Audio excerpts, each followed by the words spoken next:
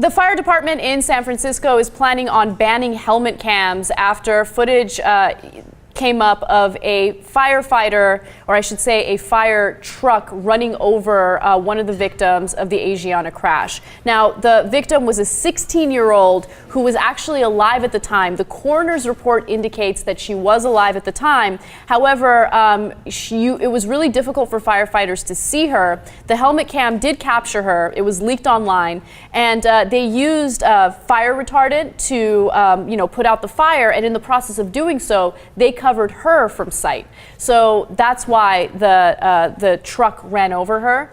And they failed. There was one firefighter that was giving directions, and they failed to notify him about the fact that she was laying there. So there was a breakdown in communication, and of course this is very, very embarrassing for the fire department, and so all of a sudden they're responding by saying, we're going to ban helmet cams.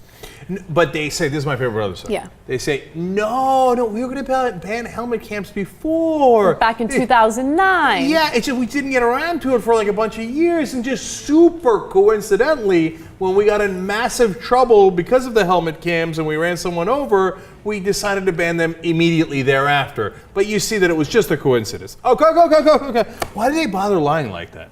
Does anyone believe them? No one. I don't think anyone believes them. It's not a good idea to lie about it. It just makes you look clownish. And at the same time, I mean, let's say that they aren't lying. Best case scenario for them. I think that proposing this is terrible. Actually, implementing this is terrible because these people are public servants and they should be held accountable. And I love firefighters, I love cops. Like, these are good people for the most part. But at the same time, they should be held accountable for their actions if they do something wrong, especially because they're public servants. So I'm against them banning the helmet cams. The helmet cams should be there. The reason they give for banning them is because they believe that the privacy of the firefighters and the privacy of the victims are very, very important. Sure. Or is very, very important. I apologize. But really, it's not really about privacy. It's about making sure that you don't do anything to embarrass yourself and have it leaked to the internet. Of course. Look, in this case, there are two sets of people that are objecting. One, the victim's attorney and family are saying, oh, wait a minute now. You're obviously doing this to cover it up. And then what's really interesting is the guy who ran her over, he was not given proper directions. Exactly. His name is Johnson. And he's like, wait a minute, that actually would help me show that it wasn't my fault. And he happens to be African American, and the Black Firefighters Association is also objecting to the rules, saying, no, don't do that. And by the way, I mean, who's going to take the brunt of this?